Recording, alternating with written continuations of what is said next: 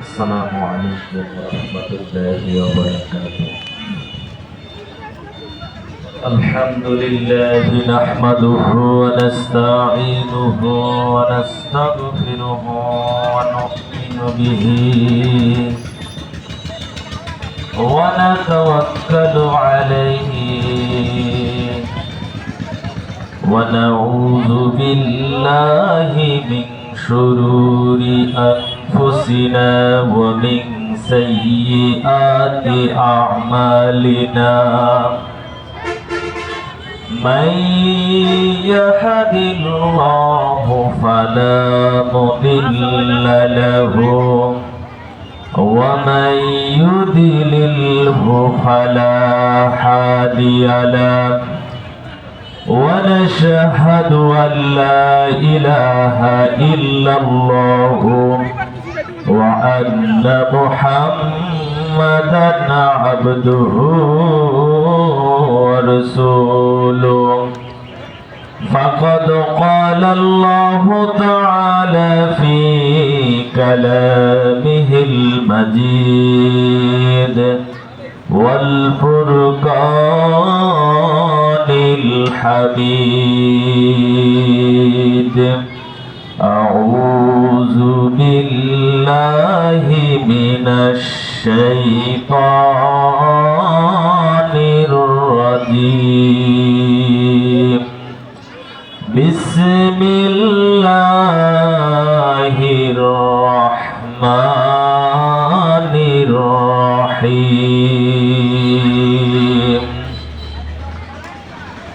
ألف لام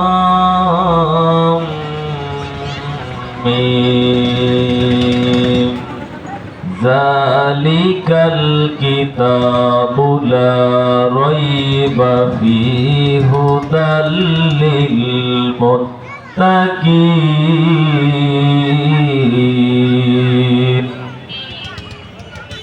الذين يؤمنون بالغيب ويقيمون الصلاة.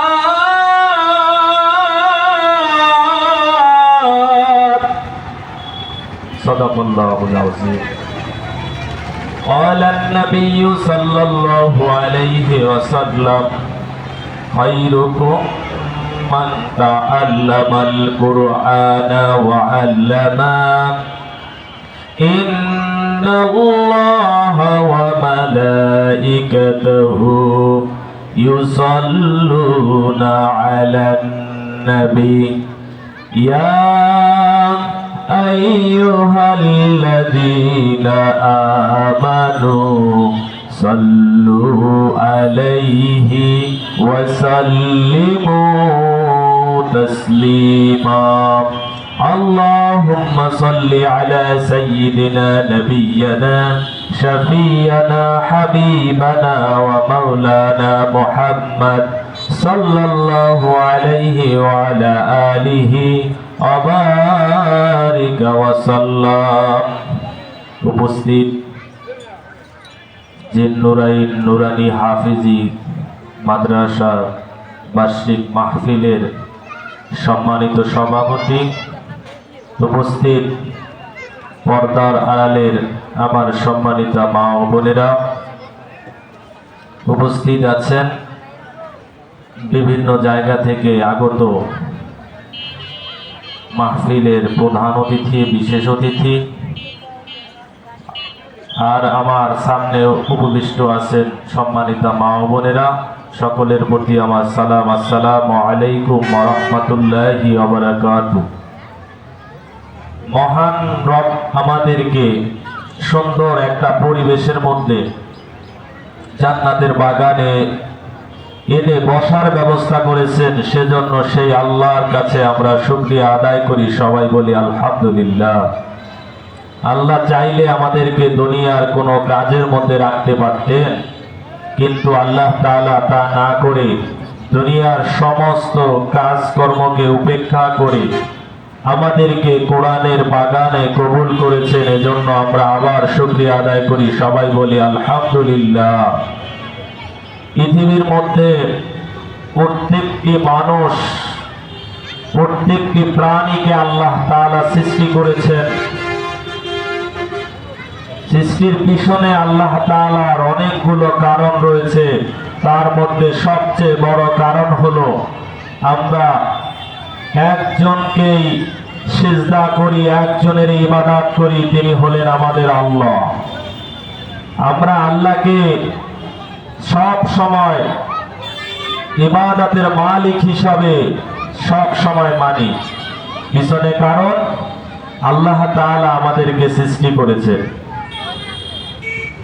আল্লাহ তাআলা চাইলে এই দুনিয়াটা না বানাইলেও পারতেন, কিন্তু আল্লাহ তাআলা এই পৃথিবীটা সৃষ্টি করার আসল কারণ হলো আল্লাহ চায় পৃথিবীর মধ্যে সকল মানুষ আল্লাহর ইবাদত করুক। কারণ আল্লাহ যখন পৃথিবীটা বানাবেন তার আগেই আল্লাহ তাআলা পৃথিবীর সকল মানুষদের কাছে জিজ্ঞেস করেছিলেন, তোমরা যখন পৃথিবীর মধ্যে যাইবা তখন কার ইবাদত করবা? তখন আমরা এক বাক্যে বলেছিলাম, আল্লাহ আপনি ছাড়া আমরা কারো ইবাদতই করব না। কিন্তু পৃথিবীতে আসার পরে আমরা সেই আল্লাহর কথা ভুলে গিয়েছি। কথা বলেন ঠিক কিনা? আল্লাহর কথা যদি আমরা ভুলে যাই, আল্লাহকে যদি আমরা রাজি খুশি না রাখি, আল্লাহ তাআলা কিয়ামতের ওই কঠিন ময়দানে আপনার আমার জন্য সুপারিশ দূরের কথা জান্নাতও আমাদেরকে দিবে না। আল্লাহ বলেন, আমি এই পৃথিবীটাকে সৃষ্টি করেছি ও মানুষ, পৃথিবীটা আমি আল্লাহ বানিয়েছি। এই পৃথিবীটা আমি আল্লাহ 7 দিনের ভিতরে তৈরি করে দিয়েছি। মানুষ, তোমরা কেন এই পৃথিবীর থাকা অবস্থায় আল্লাহকে স্মরণ করো না? তোমরা কেন আল্লাহকে ভুলে গেছো? তোমরা কেন আল্লাহকে মনে রাখো না? আল্লাহ বলেন, এই পৃথিবীটা আমি আল্লাহ সৃষ্টি করেছি। এই পৃথিবীর মালিক আমি আল্লাহ। শুধু আমি আল্লাহ, এই পৃথিবীর মালিক নয়, কিয়ামতের ময়দানের মালিক আমি আল্লাহ, হাসরের দিনের মালিক আমি আল্লাহ। এমন মালিক আমি আল্লাহ, কিয়ামতের ওই কঠিন ময়দানে আমি আল্লাহ ছাড়া তুমি বান্দা কোনদিনই জান্নাতে যেতে পারবা না। নবী মুহাম্মদুর রাসূলুল্লাহ সাল্লাল্লাহু আলাইহি ওয়াসাল্লাম বলেন, কিয়ামতের ময়দানে মানুষ শুধু ওসিলা খুঁজতে থাকবে, কিন্তু তারা ওসিলা খুঁজে পাবে না। আমার আল্লাহ তাআলা সেই দিন ওসিলা হিসাবে নবীকে ব্যবহার করবেন। পিছনে কারণ আল্লাহ চায় না কোন মানুষ জাহান্নামে যাক, কোন মানুষ জাহান্নামে যাক। আল্লাহ চায় প্রত্যেকটা মানুষই জান্নাতে চলে যাক। পিছনে কারণ হলো আল্লাহ জান্নাতটা বান্দার জন্য বানাইছেন। জোরে জোরে বলুন সুবহানাল্লাহ। জান্নাতটা আল্লাহ কার জন্য বানাইছেন? মুমিনের জন্য বানাইছেন। এই পৃথিবীটা আমাদের একদিন ছেড়ে যেতে হবে, হবে কিনা? যেতে হবে। পিছনে কারণ হলো আল্লাহ পাক এই পৃথিবীতে আমাদেরকে চিরদিন রাখবে না। যেতে হবে খালি হাতে, যেতে হবে খালি হাতে, সঙ্গে কিছুই যাবে না। 3.5 হাত জায়গা পাবি, পাবি না রে বিছানা। আমাদের একদিন এই পৃথিবী ছেড়ে চলে যেতেই হবে। এই পৃথিবীর থেকে যাওয়ার আগে আল্লাহ তাআলা বলেন, ও পৃথিবীর মানুষ, তুমি পৃথিবীর থেকে যাওয়ার আগে পৃথিবীর ইবাদতের মালিককে তুমি সব সময় স্মরণ করো। আল্লাহ তুমি দয়ার সাগর রহমানুর রহিম, তোমার দয়ায় পূর্ণ আমার সারা নিশিদিন, তোমার দয়ায় পূর্ণ আমার সারা নিশিদিন। তুমি মেটাও সকল চাওয়া দুদিন আগে পরে, তোমার কাছে সকল চাওয়া সবই তোমার তরে। তোমার পথে চললে সবাই, তোমার পথে চললে সবাই আমরা প্রতিদিন, তোমার দয়ায় পূর্ণ আমার সারা নিশিদিন, তোমার দয়ায় পূর্ণ আমার সারা নিশিদিন। সারা জীবনের জন্য আল্লাহকে মানতে হবে, কিয়ামতের ময়দানের জন্য আল্লাহকে যদি মানো বান্দা, আল্লাহ বলেন কঠিন ওই কিয়ামতের ময়দানে আমি আল্লাহ তোমাকে জান্নাত দিয়ে দেব। দুনিয়ার মধ্যে অনেক জিনিস তোমার জন্য হালাল ছিল না মানুষ, তুমি ওই হালালকে বর্জন, হালালটাকে তুমি নিজে গ্রহণ করেছো, হারামটাকে তুমি বর্জন করেছো, হালাল জিনিসটাকে তুমি রক্ষা করার জন্য চেষ্টা করেছো। বান্দা ও মা বোনেরা, আপনাদের জন্য আল্লাহ পর্দাকে ফরজ করে দিয়েছেন। আল্লাহ বলেন যেই বান্দিটা আল্লাহর বিধান অনুযায়ী নিজের জীবনকে সাজাবে, আমি আল্লাহ ওই বান্দিকে জান্নাত দিয়ে দেব। জান্নাতুন তাজরি মিন তাহতিহাল আনহার,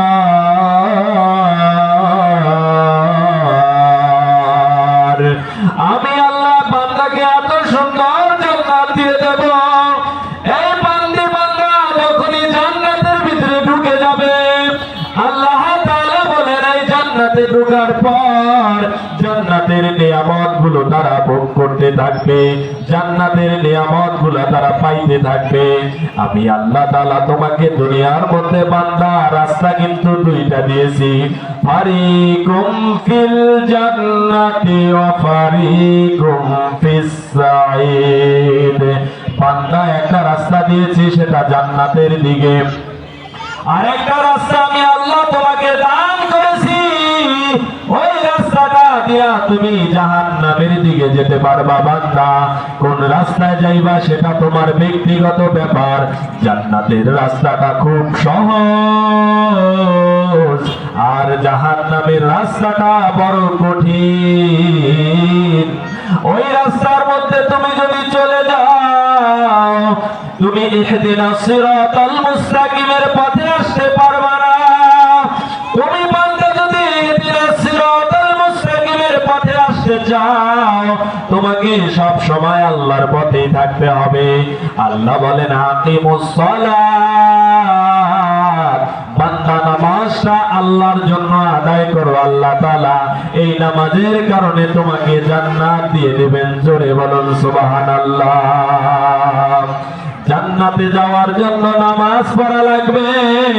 নামাজটা মা বোনেরা, ভাই বোনেরা, আপনারা সবাই নামাজটা সঠিকভাবে আদায় করবেন। আল্লাহ তাআলা নামাজের কারণে আপনাকে জান্নাত দিয়েও দিতে পারেন। আর দুই নাম্বার হলো আমার নবী মুহাম্মাদের উপরে আল্লাহ তাআলা কোরআনুল কারীম নাজিল করেছে। এই কোরআনুল কারীমকে যদি কোনো মানুষ আঁকড়ে ধরে, এই কোরআনুল কারীমকে কোনো মানুষ যদি ধরে রাখে, কোনদিন সে পথভ্রষ্ট হবে না। জোরে জোরে বলেন সুবহানাল্লাহ। কোরআন এমন গ্রন্থ, যে কোরআনের প্রেমে পড়ে হিন্দু বৌদ্ধ খ্রিস্টানেরা কোরআনকে নিয়ে গান লিখে, কবিতা লিখে, ছন্দ লিখে, ইসলাম ইসলাম ধর্মকে হিন্দু বৌদ্ধ খ্রিস্টানরা গ্রহণ করে। হিন্দু ধর্মের একজন লেখক, তার নাম হলো নকল কুমার। এই নকল কুমার একটা কোরআনকে নিয়ে গান লিখে দেখেন কত দাবি হয়ে গেছে। হিন্দু হওয়ার পরেও কোরআনকে নিয়ে তিনি লেখালেখি করে। হিন্দু হওয়ার পরেও কোরআনকে নিয়ে তিনি লেখালেখি করেছে। আর মুসলমান হওয়ার পরেও আমরা সবাই কোরআনের বিরুদ্ধে থাকি। কোরআনকে ভালোবাসতে হবে মুমিন। জান্নাতে যাওয়ার একটা মাধ্যম হতে পারে তোমার আমার জন্য কোরআন। এজন্য এই কোরআনকে মানতে হবে।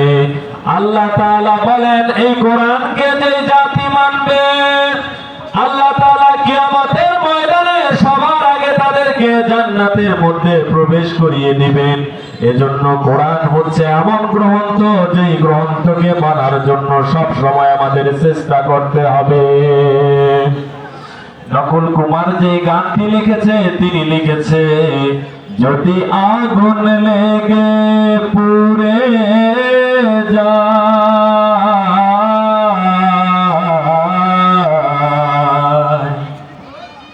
যদি আগুন লেগে ধ্বংস হয়ে যায়,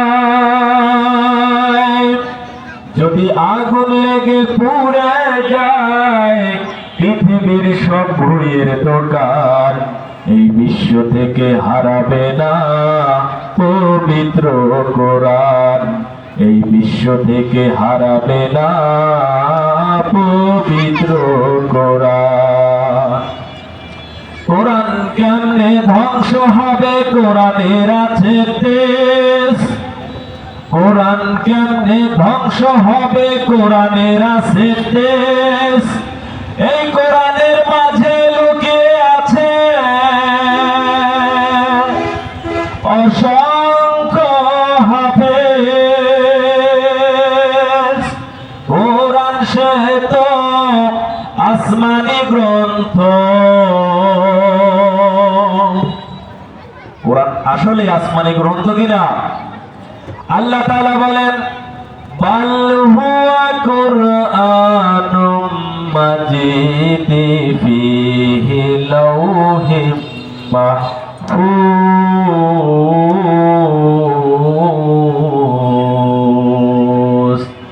এই কোরআনটা প্রথমে ছিল সপ্তম আসমানের লৌহে মাহফুজের মধ্যে কোরআন ছিল। আল্লাহ তাআলা এই পৃথিবীর মানুষের জন্য নবী মুহাম্মাদের উপরে এই কোরআনটা দীর্ঘ 30 বছরে নাজিল করেছেন। জোরে জোরে বলেন সুবহানাল্লাহ। কোরআনটাকে আল্লাহ তাআলা নাজিল করেছেন পৃথিবীর মানুষের জন্য। এই মানুষদেরকে কোরআনটা মানতে হবে কিনা? কোরআন এমন একটা গ্রন্থ, এই গ্রন্থটা যারাই মেনেছে, যারাই পড়েছে, এই গ্রন্থটা মানার কারণে সবচেয়ে দামি তারা হয়ে গিয়েছে। এজন্য কোরআনকে মানতে হবে। কোরআন এমন কিতাব, যে কিতাবের মতো কিতাব আল্লাহ তাআলা দুনিয়ার মধ্যে প্রেরণ করে নাই। মুসা আলাইহিস সালামের উপরে কিতাব দিয়েছেন, ঈসা আলাইহিস সালামের উপর আল্লাহ কিতাব দিয়েছেন, দাউদ আলাইহিস সালামের উপরে আল্লাহ কিতাব দিয়েছেন। 3 কিতাবের সমষ্টিকেই কোরআন বলা হয়। এই কোরআনটাকে আল্লাহ তাআলা মানব জাতির জন্য বানিয়েছেন। জোরে জোরে বলেন সুবহানাল্লাহ। সমাধান চাও যদি জীবনে মরণে, ফিরে যাও খুঁজে নাও চোখ রাখো কোরআনে। সমাধান চাও যদি জীবনে মরণে, ফিরে যাও খুঁজে নাও চোখ রাখো কোরআনে। তবেই পাবে সুখ শান্তির ঠিকানা, তবেই পাবে সুখ শান্তির ঠিকানা। সমাধান খুঁজো তুমি মনে প্রাণে, সমাধান সমাধান চাও যদি জীবনে মরণে, ফিরে যাও খুঁজে নাও চোখ রাখো কোরআনে। এ বাণী সকলের নয় শুধু মুমিনের। এই কোরআনটা আল্লাহ তাআলা মুমিনদের জন্য শুধু বানায় নাই, তামাম পৃথিবীর মধ্যে যারাই আছে এই কোরআনকে যদি তারা তেলাওয়াত করে বা পড়ে সবার জন্য কোরআনের মধ্যে আল্লাহ তাআলা আলোচনা করেছেন। কোরআনের মধ্যে আল্লাহ তাআলা শুধু মুসলমানদের জন্য আলোচনা করে নাই, শুধু আলেমদের জন্য কোরআনে আল্লাহ আলোচনা করেন নাই, কোরআনের মধ্যে আল্লাহ তাআলা মানব জাতির জন্য আলোচনা করে দিয়েছেন। জোরে জোরে বলুন সুবহানাল্লাহ। আল্লাহ যদি কোরআনটা শুধু মুসলমানদের জন্য বানাইতেন, হিন্দু বৌদ্ধ খ্রিস্টানরা বলতো, কিয়ামতের ময়দানে বলতো আল্লাহ শুধু মুসলমানদের জন্যই কোরআন দিয়েছে, এটার মধ্যে হিন্দু বৌদ্ধ খ্রিস্টানদেরকে নিয়ে লেখা নাই। এই যেহেতু লেখা নাই, এজন্য কোরআনটা একটা পাক্ষিক দ্বিপাক্ষিক। কিন্তু আল্লাহ তাআলা কোরআনটাকে দ্বিপাক্ষিক করেন নাই, কোরআনটাকে আল্লাহ এক আল্লাহ সকল মানুষের জন্য বানিয়েছেন। পিছনে কারণ হলো এই কোরআনটাকে যারা গ্রহণ করবে, এই কোরআনটাকে যারা তেলাওয়াত করবে, এই কোরআন অনুযায়ী যারা জীবনকে পরিচালনা করবে, আল্লাহ তাআলা তাদেরকে জান্নাত দিয়ে দিবেন। জোরে জোরে বলেন সুবহানাল্লাহ। এই কোরআনের কেউ যদি একটা অক্ষর তেলাওয়াত করে, আল্লাহ তাআলা বলেন এই একটা অক্ষর তেলাওয়াতের জন্য আল্লাহ তাআলা তাকে জান্নাতের মধ্যে ঢোকার জন্য 10টা নেকি তার আমলের মধ্যে দিয়ে দেয়। জোরে বলেন সুবহানাল্লাহ। এই কোরআনকে কেউ যদি তেলাওয়াত করতে না পারে, শুধু দেখা দেখা তাকাইয়া থাকে কোরআনের দিকে, আল্লাহ তাআলা বলেন তেলাওয়াত করতে পারে না, কিন্তু তাকাইয়া থাকার কারণে আল্লাহ তাআলা তার আমলের মধ্যে সওয়াব লিখে দেয়। জোরে বলেন সুবহানাল্লাহ। আল্লাহ তাআলা কোরআনের ভিতরে বলেন আলিফ লাম মিম।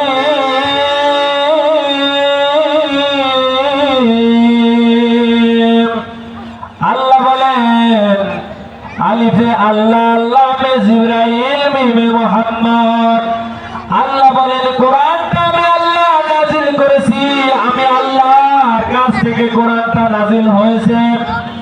আমার থেকে নাযিল করার পর আমি জিবরাইলের মাধ্যমে এই কোরআনটাকে দুনিয়ায় পাঠিয়েছি। শুধু জিবরাইলের মাধ্যমে পাঠাইয়াই শেষ করি নাই, বান্দাই কোরআনটাকে মুহাম্মদের উপরে আমি আল্লাহ নাযিল করেছি। এই কোরআনটা 3 জনের কাছ থেকে এক জায়গায় জড়ো হয়েছে দুনিয়ায়।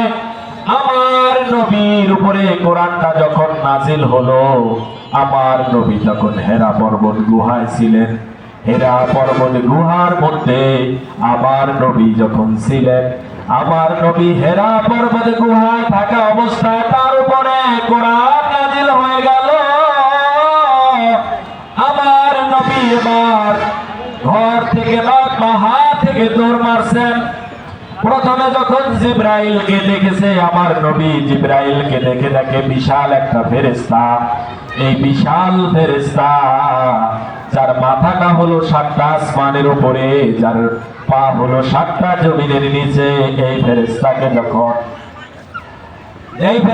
যখন নবীজি দেখলেন, নবীর শরীরে কম্পন শুরু হয়ে গেল। জিবরাইল আয়েশা বলতেছেন ইকরা, আপনি পড়েন। নবী বলেন আনা বিকারিন, আমি পড়তে জানি না। জিবরাইল আবার বললেন ইকরা, পড়েন। আর নবী বললেন আনা বিকারিন, আমি পড়তে জানি না।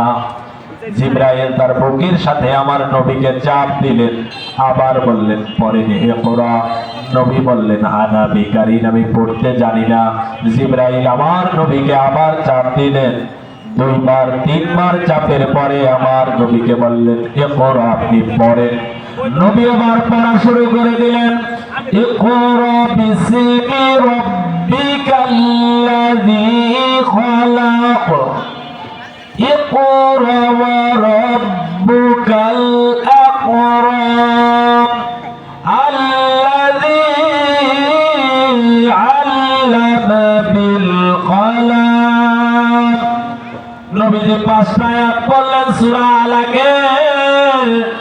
এরপরে নবী দেখলেন নবীর শরীরে জ্বর আইসা পড়ছে। নবী ঘরের মধ্যে চলে গেলেন।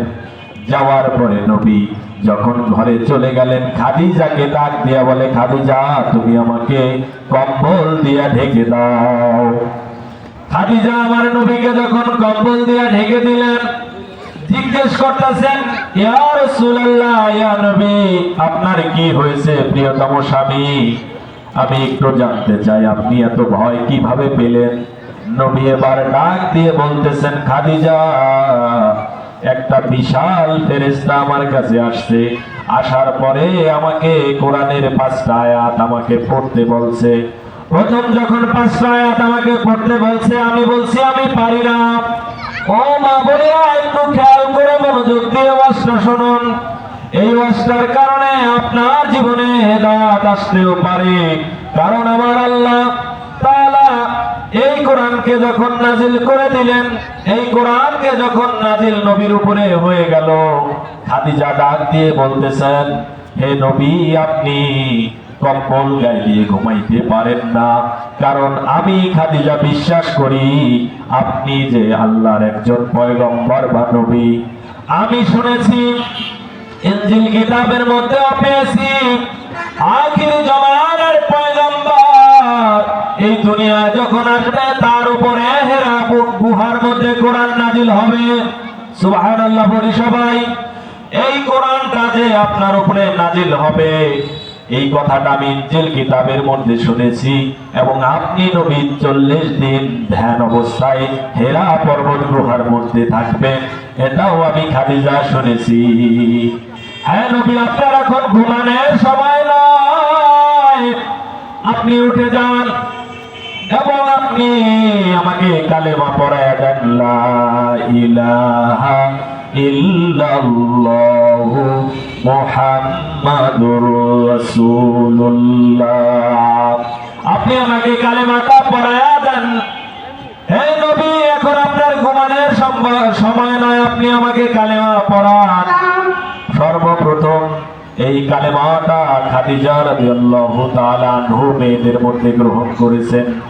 আজকের মহিলারা তো পর্দাই করে না, নামাজের নামে কোনো কাজ তারা করে না। নামাজ যখন হয়, আযান হয়, তখন আমার মা বোনেরা মাথায় কাপড় দেয় না। আযান শোনার পরে নামাজ পড়বে দূরের কথা। আল্লাহর নবী যখন মেরাজের রজনীতে গিয়েছিলেন, তখন সবচেয়ে বেশি দেখেছেন মহিলারা জাহান্নামের মধ্যে। নবী যখন মেরাজ থেকে আসলেন, আসার পরে নবী বলতেছেন, হে মহিলারা, তোমরা খুব সাবধানে থাকবা, স্বামীর খেদমত করবা, বাবা মার হকগুলো সঠিকভাবে আদায় করবা। নবীকে মহিলারা জিজ্ঞেস করলো, ইয়া রাসূলুল্লাহ, পিছনে কারণ কি? তখন রাসূল বললেন, হে মহিলারা, আমি যখন জান্নাতে গিয়েছিলাম, জাহান্নামে গিয়েছিলাম, আল্লাহর সাথে দেখা করার জন্য গিয়েছিলাম, যাওয়ার পরে আমি ওখানে দেখেছি বেশিরভাগই মেয়েরাই জাহান্নামের মধ্যে আছে, মেয়েরাই জাহান্নামের মধ্যে আছে। এত মেয়ে আমি জাহান্নামের মধ্যে দেখেছি, এত মেয়ে আমি জাহান্নামের মধ্যে দেখেছি। ও মা বোনেরা, তোমরা খুব সাবধানে থাকবা। তোমরা এখনকার মা বোনেরা আর আয়ামে জাহিলিয়াতের মা বোনেরা প্রায় এক রকমই, কারণ এই সমাজের সাথে জাহিলি যুগের অনেকটা মিল পাওয়া যায়। কারণ হলো জাহিলি যুগেও মেয়েরা পর্দা করতো না, আর এখনো পর্দা করে না। রাস্তায় চলে যায় আমার মা বোনেরা, মার্কেটে চলে যায়, বাজারে চলে যায়, যাওয়ার পরেও মা বোনেরা তারা উলঙ্গ পোশাক পরিধান করিয়া মার্কেটের মধ্যে কেনাকাটার মধ্যে ব্যস্ত থাকে। আল্লাহর নবী বলেছেন, একটা মেয়ের যদি একটা হাতের আঙ্গুল বা একটা চারিও যদি একটা ছেলে দেখার পরে বলে, মাশাআল্লাহ, মেয়েটাকে আমার ভালো লেগেছে, এই অঙ্গটা আমার ভালো লেগেছে, আল্লাহ তাআলা বলেন এই মেয়েটাকেও জাহান্নামের আগুনে জ্বলতে হবে। জোরে জোরে বলেন নাউজুবিল্লাহ। একটা ঘটনা বলি। হযরতে সুলাইমান আলাইহিস সালামের জামানায় এক মেয়ে মাদ্রাসায় পড়তো।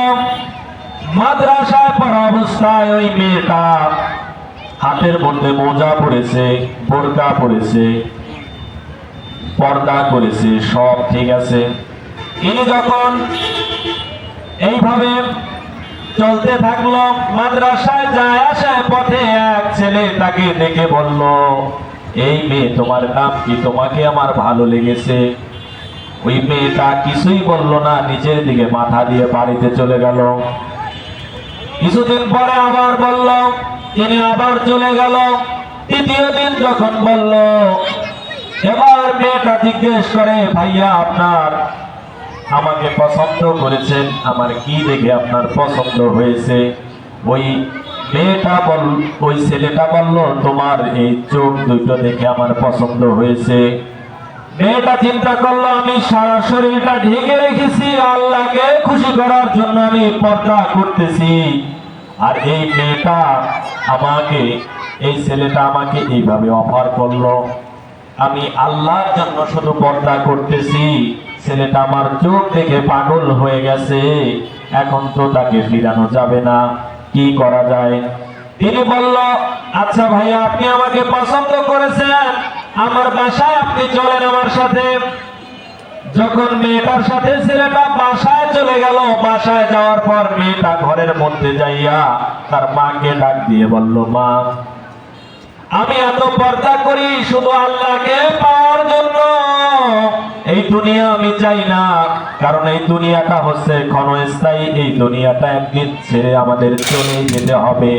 যারা দুনিয়ার জন্য আল্লাহকে ভালোবাসবে, আল্লাহ তাআলা বলেন, আর দুনিয়ার জন্য তুমি বান্দা আমাকে ভালোবাসা, আমি আল্লাহ কিয়ামতের ওই কঠিন ময়দানে তোমাকে ভালোবেসে জান্নাতুল ফিরদাউস দান করব। জোরে বলেন সুবহানাল্লাহ।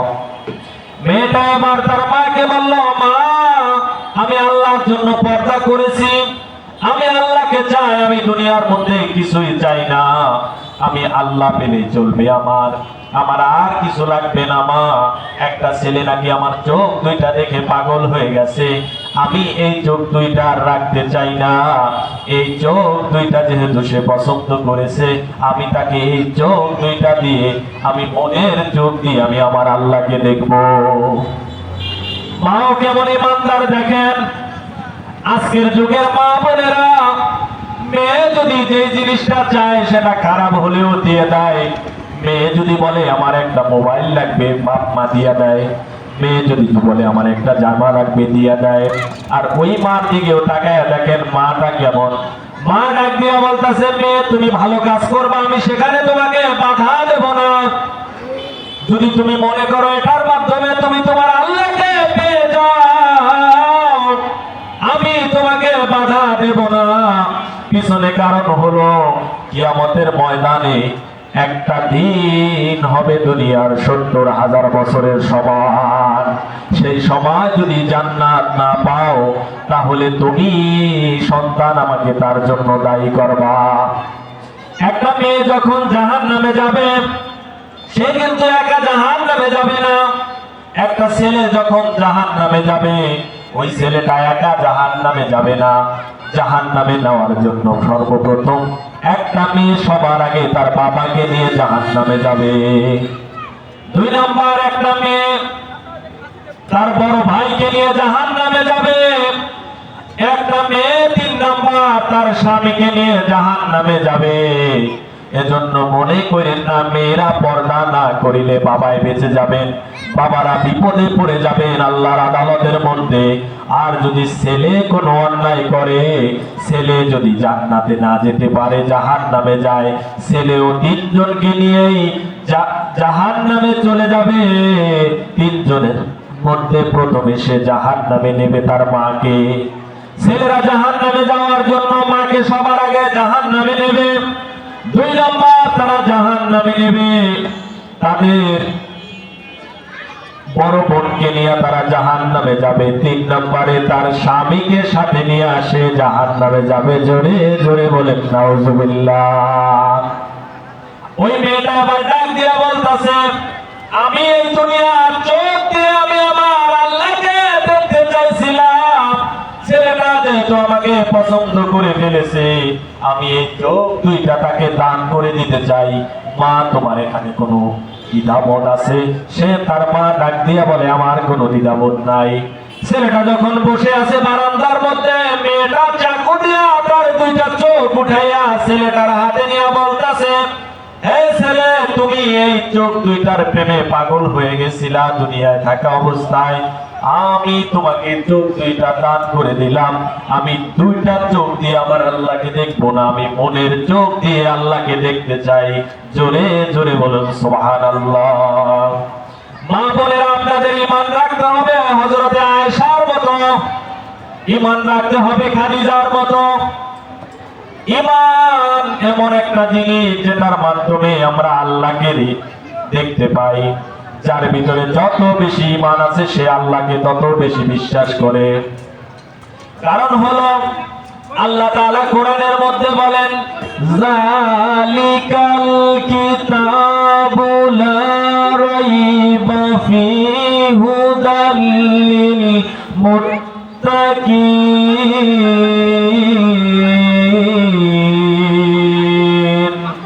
হে বান্দা, আমি এমন কোরআন তোমার জন্য নাজিল করেছি যেই কোরআনের মধ্যে কোনো ভেদাভেদ নাই, যেই কোরআনের মধ্যে কোনো সন্দেহ নাই। এই কোরআনের পথে যারা চলবে তারা চলবে সোজা পথে, আর যারা কোরআন দিয়ে সমাজ রাষ্ট্র কায়েম করবে না বান্দা, তারা চলবে খারাপ পথে, মানে বাঁকা পথে। আমাদের জান্নাতে যাওয়ার জন্য কোরআনের পথে চলতে হবে। কোরআনের পথ হলো সোজা পথ, যেই পথের মধ্যে আমরা জান্নাত পেতে পারি। তাইলে আমাদের কোরআনের পথে চলার জন্য সব সময় চেষ্টা করতে হবে, কিনা? চেষ্টা করতে হবে। মা বোনদেরকে পর্দা করতে হবে। পর্দা হচ্ছে এমন একটা বিষয়, কোন মানুষ যেমন নামাজ পড়ে, নামাজটা তার জন্য ফরজ আল্লাহ তাআলা করেছেন, পর্দাটাও মেয়েদের জন্য আল্লাহ তাআলা ফরজ করেছেন। নামাজ পড়লাম কিন্তু পর্দা করলাম না, আল্লাহ তাআলা বলেন আপনি নামাজ পড়বেন পর্দা করবেন না, জান্নাত পাবেন না। মানুষের যেরকম দুইটা হাত যদি ভালো থাকে, সবকিছু যেরকম সাবলীল ভাষায় করতে পারে, কিন্তু যদি মানুষের একটা হাত কম থাকে, সে যেরকম দুর্বল হয়ে পড়ে। কোনো মহিলা যদি শুধু নামাজ পড়ে পর্দা না করে, ওই মহিলাটা জান্নাতে যেতে পারবে না। জান্নাতে যাওয়ার জন্য মহিলাদেরকে কি করতে হবে? পর্দা করতে হবে।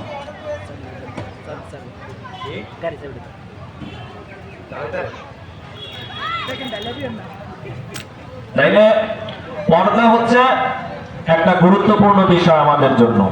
এই পর্দাটা মহিলাদের করতেই হবে। একটা ঘটনা, রাসূল সাল্লাল্লাহু আলাইহি সাল্লামের জমানায় রাসূলের একজন সাহাবী বদরের যুদ্ধের সময় রাসূল সাল্লাল্লাহু আলাইহি সাল্লাম সাহাবায়ে কেরামদেরকে প্রস্তুত করতেছেন। দেখেন এক মার ঈমান, কি ঈমান! মা কি পরিমাণ ঈমান আল্লাহ নবীর জন্য ছিল, কি পরিমাণ ভালোবাসা ছিল। একটু দেখেন ভালোবাসাটা কত বেশি ছিল আমার রাসূলের জন্য। রাসূল যখন বদরের যুদ্ধের জন্য সাহাবায়ে কেরামদেরকে প্রস্তুত করতেছেন, এমন সময় দুইটা বাচ্চা আইসা রাসূলের সামনে দাঁড়াইলেন। রাসূল তাদেরকে কি করবে না? যুদ্ধের ময়দানে নিবে না। যখন নিবে না, ছোট ভাইটা বড় ভাইটাকে ডেকে বলতেছে যে আমাদের যুদ্ধে যেতেই হবে। নবীকে আমরা কি করি? প্রাণের চেয়েও বেশি ভালোবাসি। সেই নবীকে কি করতে হবে? রক্ষা করার জন্য আমরা দুই ভাই যুদ্ধে যাব। যখন নবীর কাছে গেলে নবী বললেন তোমাদেরকে নেওয়া যাবে না। নবী যখন সাহাবায়ে কেরামদেরকে মাপতেছিলেন নেওয়ার জন্য, এমন সময় সাহাবায়ে কেরামগণ মাঝখান দিয়ে দুইটা বাচ্চা সামনে চলে গেছে। রাসূলকে যা বলতেছেন, ইয়া রাসূলুল্লাহ, আপনি নিষেধ করেছেন কিন্তু আমরা দুই ভাই যুদ্ধে যেতে চাই। রাসূল বললেন তোমাদেরকে যুদ্ধে নেওয়া যাবে না। জিজ্ঞেস করলেন কেন নেওয়া যাবে না? বললেন, তোমরা ছোট, তোমাদেরকে যুদ্ধে নেওয়া আমি রসুলের জন্য বৈধ হবে না, আমি তোমাদেরকে নিতে পারবো না। ঠিক আছে, আমাদেরকে যুদ্ধে আপনি নেবেন না, আমরা সাইজে ছোট বলে কি করলে নেবেন? কয় আপনি কোনো কিছু করলে নিব না। তারা বাসায় চলে যায়, তার মাকে কান্না করে বলতেছেন যে মা, আমরা যুদ্ধে যাইতে চাইছি, নবী আমাদেরকে নেয় নাই। মা রাগান্বিত হয়ে বললেন, রাসূল যদি নিষেধ করে তোমরা কি বাড়িতে চলে আসবা? তোমাদের ঈমান কি এত দুর্বল? আর আমার দেশের মা বোনেরা কোনোদিন এই কথা বলতো না। তারা বলতো আলহামদুলিল্লাহ, ভালো হয়েছে, নাই নাই যুদ্ধে কি হয়েছে, তোমরা তো ছোট। আর বাড়ির থেকে তাদেরকে যুদ্ধের ময়দানে যাওয়ার জন্য অনুমতি দিত না। দুই ভাই আবার গেলেন। বড় ভাইটা পাওটা উঁচু করে লাঠি বরাবর সোজা হয়ে মাপে টিকে গেল, ছোট ভাইটা টিকতে পারলো না। ছোট ভাইটাকে যুদ্ধে নবী দিবেন না। এমন সময় তার মা বলতেছে, আমার এই ছেলেটাকেও যুদ্ধের ময়দানে নিয়ে যান। ইয়া রাসূলুল্লাহ, আপনাকে আমি ভালোবাসি, কত বেশি ভালোবাসি আমি রাসূল তা বোঝাতে পারবো না, কারণ অনেক বেশি আপনাকে আমি ভালোবাসি। আমি রাসূল আমার জীবনের চাইতেও বেশি আপনাকে ভালোবাসি। আপনি আমার সন্তানগুলাকে যুদ্ধের ময়দানে যদি নিয়ে যান, যুদ্ধের ময়দানে নেওয়ার পরে আমার সন্তানেরা আপনার দুই পাশে দাঁড়িয়ে থাকবে। সামনে থেকে যখন তীর আসবে, আমার এক সন্তানকে সামনে দাঁড়া করায় রাখবেন। পেছন দিক থেকে রাসূল আপনার উপরে যখন তীর আসবে, তখন আমার ছোট্ট বাচ্চাটাকে পিছনে দাঁড়া করায় রাখবেন। কাফের বেঈমানেরা যখন আপনাকে তীর মারবে, আমি রাসূল সাল্লাল্লাহু আলাইহি সাল্লামের বান্দী বলতেছি, রাসূল সাল্লাল্লাহু আলাইহি সাল্লামের যেন কোনো ক্ষতি না হয়। কি ভালোবাসা রাসূলের জন্য ছিল, আর আজকের মেয়েদের ভালোবাসাটা আমার নবীর জন্য নাই। আমার নবীর জন্য যাদের ভালোবাসা থাকবে, কিয়ামতের ময়দানে নবীর সাথে তারা জান্নাতে চলে যাবে। জোরে বলেন সুবহানাল্লাহ। ভালোবাসার জায়গা মদিনা, ভালো লাগার জায়গা মদিনা, ভালোবাসার জায়গা মদিনা, ভালো লাগার জায়গা মদিনা। এত সুন্দর জায়গা কোথাও দেখি না, এত সুন্দর জায়গা কোথাও দেখি না, সাজিয়েছেন মালিক রব্বানা, ভালোবাসার জায়গা মদিনা, ভালো লাগার জায়গা মদিনা, ভালোবাসার জায়গা মদিনা।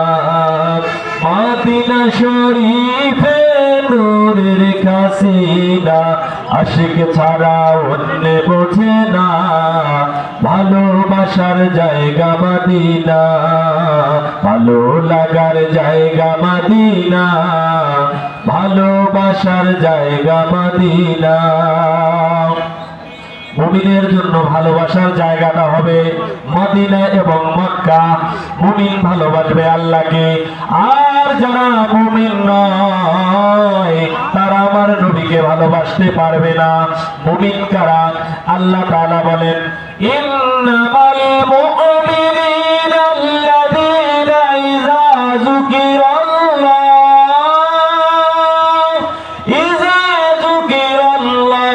ওয়াজিলাত কুলুবুহুম যাদাতুহুম ঈমানাও ওয়া আলা রাব্বিহিম ইয়াতাওয়াক্কালুন। যারা মুমিন হবে তারা আল্লাহকে ভয় করবে, যারা মুমিন হবে তারা মেয়েদেরকে ভয় করবে, যারা মুমিন হবে তারা ছেলেদেরকে ভয় করবে, যারা মুমিন হবে আযান শোনার পরে মসজিদে চলে যাবে, যারা মুমিন হবে তারা কোনোদিন মিথ্যা কথা বলবে না, যারা মুমিন হবে তারা কোনোদিন কোনো মানুষকে ঠকাইবে না, যারা মুমিন হবে তারা নবীকে ভালোবাসবে, এই গুণগুলা যাদের মধ্যে থাকবে আল্লাহ তাআলা ঘোষণা করেছেন জান্নাতুন তাজরি মিন তাহতিহাল আনহার খালিদিনা ফিহা আবাদান আবাদা যালিকাল ফাউজুল গাবীর। আল্লাহ তাআলা এত সুন্দর একটা জান্নাত বানাইবেন যে জান্নাতের মধ্যে নাজ নিয়ামতে ভরপুর থাকবে। আল্লাহ তাআলা বলেন ওই বান্দাকে আল্লাহ তাআলা ওই জান্নাতের মধ্যে ঢুকাইয়া দিবেন। জোরে বলেন সুবহানাল্লাহ। বান্দা যা আল্লাহর কাছে চাইবে, চাওয়া মাত্রই আল্লাহ তাকে তা দান করে দিবেন। কেউ যদি জান্নাতে যাওয়ার পরে, নবীর একটা হাদিসের মধ্যে বর্ণনায় আছে, নবীর একজন সাহাবী নবীকে জিজ্ঞেস করতেছেন, ইয়া রাসূলুল্লাহ, যখন আমরা জান্নাতের মধ্যে প্রবেশ করব, যখন আমরা জান্নাতের মধ্যে চলে যাব, এই জান্নাতে যাওয়ার পর আমি যদি বলি জান্নাতের মধ্যে আমার খুব ভালো মানের মাংস খাইতে মনে চায়, এবার নবী জিজ্ঞেস করলেন কিসের মাংস তুমি খাইবা? হঠাৎ দেখলাম জান্নাত দিয়া হুজুর একটা পাখি উড়ে যাইতেছে। আমি দেখার পরে যদি বলি এই পাখির মাংস আমি ভুনা হয়ে আমার সামনে চলে আসুক, আল্লাহর নবী বললেন তুমি এই কথা বলার আগে মনে মনে চিন্তা করার সাথে সাথে জান্নাতের মধ্যে আল্লাহ তাআলা ওই পাখির মাংস তোমার সামনে ভুনা করে রেডি করে দিবেন। জোরে জোরে বলুন সুবহানাল্লাহ। আল্লাহ চাইলে আমাদের জন্য সবকিছুই করতে পারেন। আল্লাহর কাছে ভালোবাসা হলো 99 ভাগ রয়ে গেছে। দুনিয়ার মানুষকে 1% ভালোবাসা দেওয়ার পরে দুনিয়ার মানুষ এত ভালোবাসে, যদি কারো বাবা মারা যায় ছেলে সন্তান সবাই কান্না করে, যদি কারো মা মারা যায় সেটার জন্য ছেলে সন্তান কান্না করে, ভাই যদি কোনো বিপদে পড়ে বোন কান্না করে, আত্মীয় স্বজনরা কান্না করে, বোন যদি কোনো বিপদে পড়ে ভাই বা আত্মীয় স্বজন যারা আছে তারা কান্না করে। 1% ভালোবাসার দাম আল্লাহর কাছে কত বেশি হয়ে গেছে। ও দুনিয়ার মানুষ, তোমাকে আল্লাহ তাআলা 1% ভালোবাসা দিয়েছে, সেই 1% এর কারণেই তুমি কত কিছু করো। আর আমার আল্লাহর কাছে 99% ভালোবাসা আছে। কিয়ামতের ময়দানে আল্লাহ তাআলা তোমাকে জান্নাতে যাওয়ার জন্য এই ভালোবাসাটা দিবেন। জোরে জোরে বলুন সুবহানাল্লাহ। আল্লাহ তাআলা বলেন যার তিল পরিমাণ ঈমান থাকবে, 1 সরিষা দানা পরিমাণ ঈমান থাকবে, আল্লাহ তাআলা বলেন কিয়ামতের ওই কঠিন ময়দানে আল্লাহ তার ভালোবাসার খাতিরে ওই বান্দাকেও জান্নাত দিয়ে দিবেন। জোরে বলেন সুবহানাল্লাহ। তাইলে সেই ভালোবাসাটা আমাদের পেতে হবে কিনা, সেই ভালোবাসা পাওয়ার জন্য ও মা বোনেরা আপনাদের সকলকেই কিন্তু নবীর সুন্নাতকে মানতে হবে। আপনি যদি নবীর সুন্নাতগুলো আদায় না করেন, কিয়ামতের ওই কঠিন ময়দানে আল্লাহর নবী বলেন আপনি জান্নাত পাইবেন না। রাসূল সাল্লাল্লাহু আলাইহি সাল্লামের ওই জান্নাত পাওয়ার জন্য আপনাকে কঠিনভাবে চেষ্টা করতে হবে। জান্নাতের জন্য কি আমাদের চেষ্টাটা খুব বেশি করতে হবে, কারণ জান্নাতের মালিককে আল্লাহ তাআলা উপহার হিসেবে দিয়েছেন বিশ্বনবী মুহাম্মদুর রাসূলুল্লাহ সাল্লাল্লাহু আলাইহি ওয়াসাল্লাম। সেই জান্নাতে যদি আমরা যেতে চাই, সেই জান্নাতে যাওয়ার জন্য মা বোনদের কি করতে হবে? কষ্ট করতে হবে। যদি আমরা পর্দার মতন বিধানটাকে, ফরজ বিধানটাকে সুন্দরভাবে মানতে পারি, তাহলে আল্লাহ তাআলা আমাদেরকে জান্নাত দিয়েও দিতে পারে। এজন্য আমাদের কি করতে হবে? জান্নাতের জন্য চেষ্টাটা করতে হবে।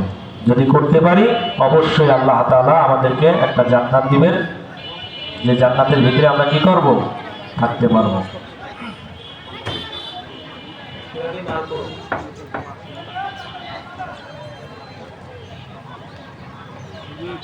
দেখতে পারেন নাই মজা থাকেন বাচ্চাকে নিয়ে তারপরের কথা কইছেন না আপনাদের জন্য তারপরের ব্যবস্থা আছে, ঘোষণা দেন। এখন হুজুর আরো বাংলাখানে কইতে থাকেন।